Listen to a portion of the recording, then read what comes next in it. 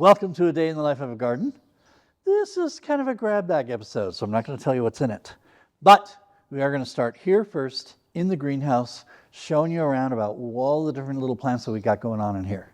So check it out, and I'm going to hide in my glowing yellow hoodie. Can't see me now. My name is David Morton. I'm the Landscape Curator here at Brucemore. It's a 26-acre estate located in Cedar Rapids, Iowa, and it's one of the few National Trust historic sites in the Midwest. And this show is about how to create this little piece of paradise in your own backyard. A day in the life of a gardener.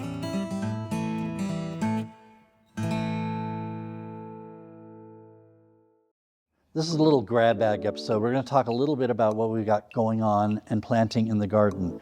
Now, one of my favorite plants that I've got a lot of this year are salvias. The reason I like salvias is because there's many of them. They have these little flowers that look like a tube, and the hummingbirds just stick their little beaks in there and love them. This is one variety, I forget the name of this guy, Salgoon. Then we have this rocket salvia, which is red. We have another Granvia salvia, which has a little lip on it, which is pink. We have another rocket one over there and over there, and then another one here. Here's another one of my favorites. This is called Heliotrope. Mrs. DuBose in our town has a field of heliotrope, and they smell lovely. One of my favorite plants. They love the hot summers too. They can take it. This is a new one for me, but look how bright and yellow it is. It's called Granvia Gold. It's like a little strawflower, but look how happy they look. We're going to be putting those in the garden as well. We've got this really cool Helichrysum. This is an annual here, but the foliage is just spectacular. That's going to go in the night garden as soon as some other things start to die down. And then we have another one of my favorites, which is Gomphrena. This is called Pinball Wizard. And there's another deep purple one called Purple Buddy that's over there. And they look so nice. The purple looks so nice with the orange marigolds over there on that table. And you can see. So we got lots of color, lots of things to get out in the ground. Now we just started planting because we don't plant pretty until after May 15. Although we snuck some things in this year. Luckily we didn't have a hard freeze. But now it's over. So we got to get these things out. So if you have some time, you can come help us. So sadly, we had to say goodbye to one of the older trees on the property, probably about a 35-year-old tree called the White Poplar. Unfortunately, over the last, I would say 2 or 3 years, it's been dropping limbs here and there. Fortunately, nobody was underneath them when that happened. However, one of our groundsmen was down here mowing and cleaning things up, and a big, fairly large branch came down pretty much right next to him. So we decided, okay, maybe it's time to have her go. So we called that tree girl, and that is the name of her business, That Tree Girl. And she came in here with her crew, and they scaled the thing and chopped it down little by little and removed the entire thing. We think we made the right decision because there's a big rotting hole in the middle of the trunk there. So I don't think it was the healthiest of trees. And sadly, that's part of managing 26 acres is sometimes nature takes her away, and sometimes we take them away. But the fortunate thing is nobody got hurt. She made quick work of it, and now we're safe. I can stand here now and not worry about a limb falling down. But hey, that's a day in the life of a garden.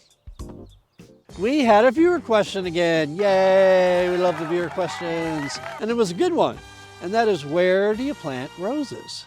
Well, I have to tell you, you want a full sun, at least 6 hours of direct sunlight for roses to do really well and bloom nicely for you and not become these leggy, mildewy, black spotty things. They like a lot of sun, and they like good water, good drainage in the soil when you plant them. Other than that, they're pretty easy to care for.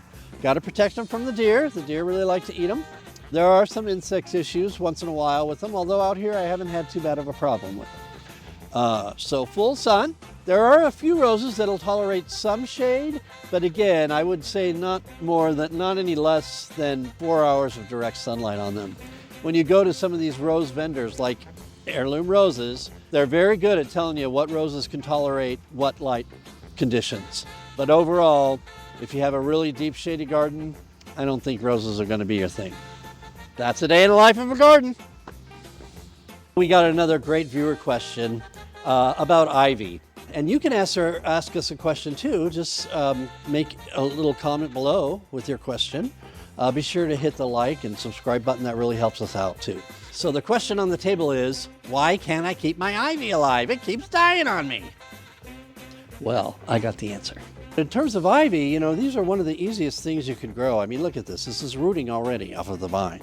I would say bright indirect light. It can take full sun too, as well as fairly shady areas, but in the house you want some bright indirect light, maybe even some direct light. The issues I have with them are mites, spider mites, which gather underneath the bottom of the leaves, but not too often, but sometimes in the house it can get that way. But you just use some soapy water in a bottle and squirt underneath the leaves and get rid of those. Also aphids sometimes tend to like them. Again, same thing, soapy water will take care of that. That way you don't have to get any dangerous chemicals in your house.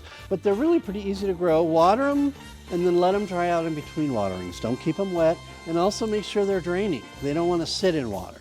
If they sit in water, that'll cause their demise. So be careful about that. But other than that, these are really pretty easy to grow. If you can't grow an ivy, I don't know, I'd take a bowling. So thanks for joining us here on A Day in the Life of the Garden and this really kind of strange grab bag episode. But you know what, maybe we should do more of these. If there's something you really want to know about, please leave us a comment. Of course, like and subscribe, hit that notification bell, all that helps us. Enjoy your garden, and remember, every garden counts, even yours. We hope you enjoyed it, and if you want to see more, hit the like button, the notification bell, and subscribe to the channel.